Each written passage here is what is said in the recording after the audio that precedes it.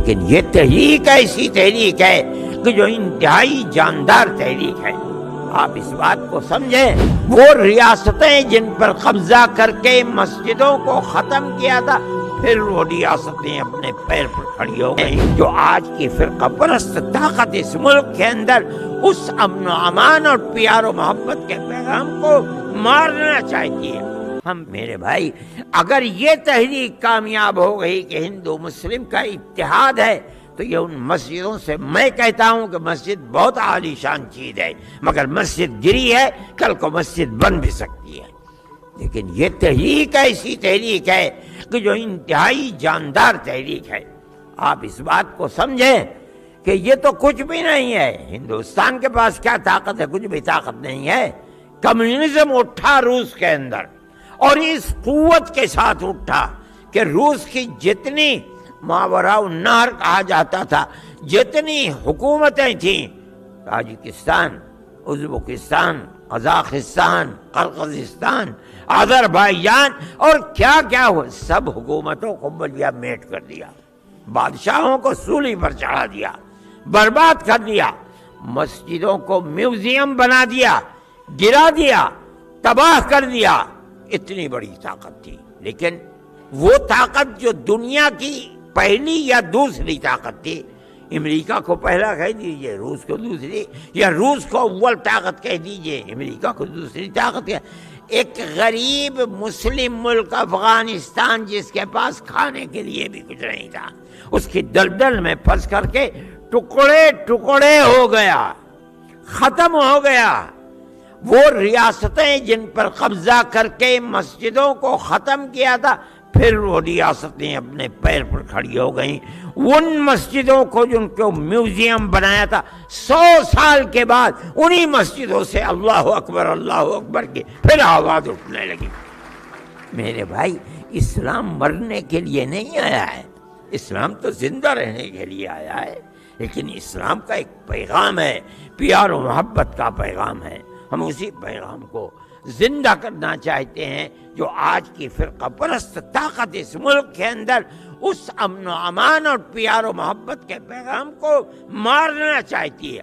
ہم پیار و محبت کے پیغام کو زندہ کرنا چاہتے ہیں۔ ہم سمجھتے ہیں کہ یہ پیغام اگر زندہ ہو گیا تو اس ملک کی زندگی بڑھ جائے گی، اور اگر یہ پیغام خدا نہ خواستہ زندہ نہ ہوا، یہ ملک برباد ہو جائے گا۔ مجھے کل کوئی صاحب اوباما جو پہلے صدر تھے امریکہ کے، ان کا انٹرویو سنا رہا تھا۔ مجھے حیرت ہوئی کہ وہ شخص یہ کہتا ہے کہ ہندوستان کے اندر اگر پیار و محبت کی فضا کو نہ بنایا گیا اور اسی طریقے سے ملک کو چلایا گیا جس طرح اس وقت چلایا جا رہا ہے، تو یہ ملک ٹوٹ جائے گا اور ختم ہو جائے گا۔ میں کہتا ہوں کہ دنیا کی نظر ہے اس کے اوپر، ہم اور آپ تنہا نہیں ہیں۔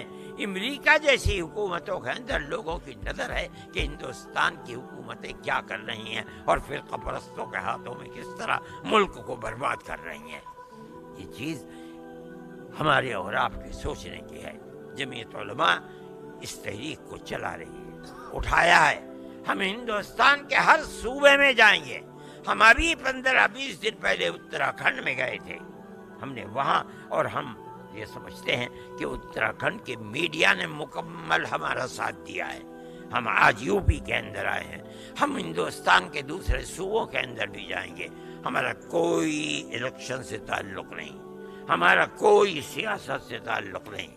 ہم ہندوستان کے ہر رہنے والے کو یہ کہتے ہیں کہ رہو اور پیار و محبت کے ساتھ رہو۔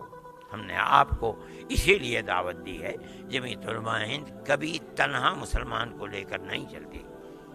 آسام کے اندر ایک بہت بڑا مسئلہ اٹھا وہاں کی نیشنلٹی کا، ہم اس کے خلاف اٹھے، ہم نے اس کو دبانا چاہا، ہم نہیں کامیاب ہو سکے۔ آخر کار ہم آج سے تقریباً 8 سال پہلے سپریم کورٹ کے اندر گئے، اور سپریم کورٹ میں جا کر کے ہم نے اس چیز کو رکھا کہ جدھر چل رہے ہیں اس کے اندر 50 لاکھ ہندو اور مسلمان تباہ ہو جائیں گے۔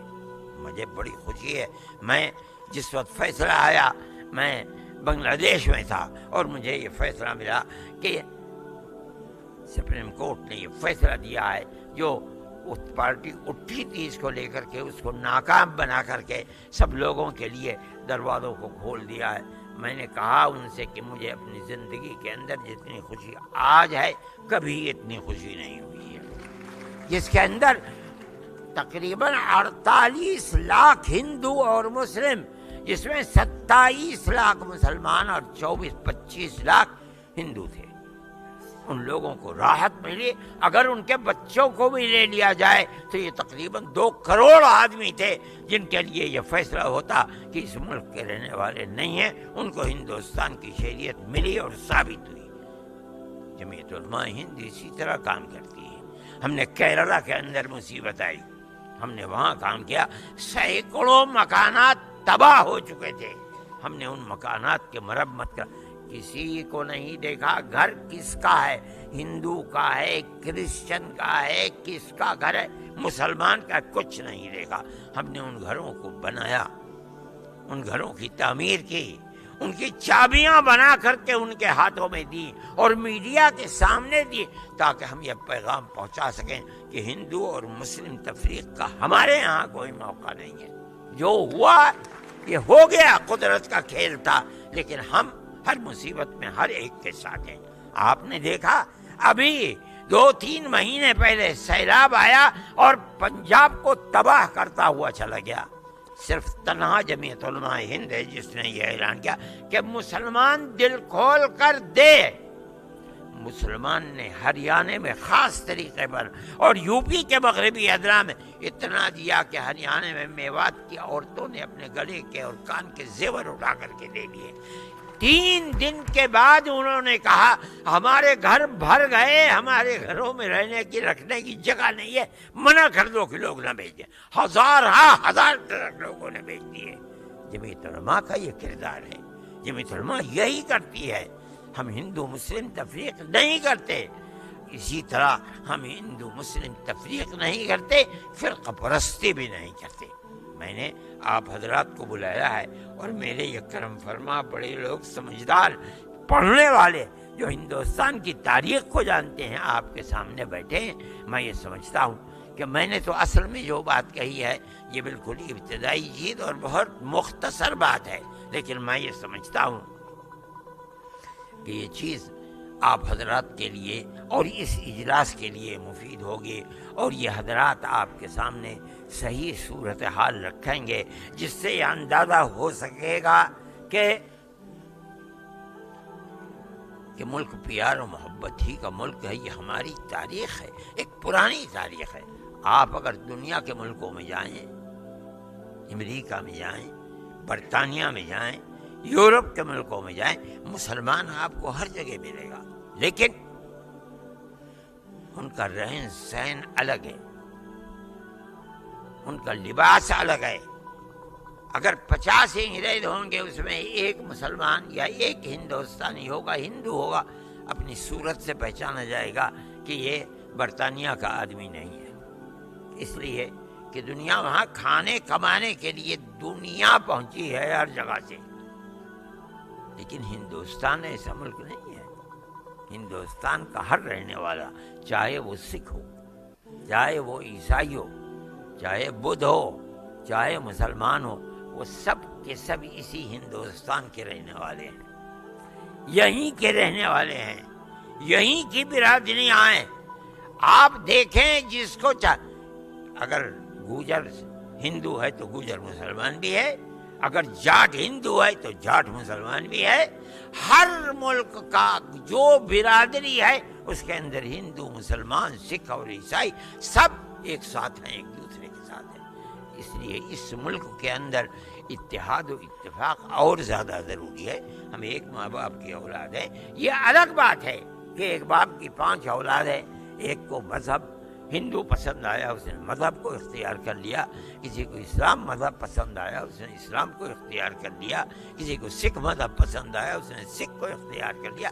یہ آزادی ہے، لیکن اس کی یہ بنیاد بنا لینا کہ ہم اس کو ہندوستان کے اندر زندہ نہیں رہنے دیں گے، راحت و آرام کے ساتھ نہیں رہنے دیں گے، اس کو نکال کے باہر کر دیں گے، میں سمجھتا ہوں کہ یہ ہندوستان کے لیے تباہی کا پیغام ہے۔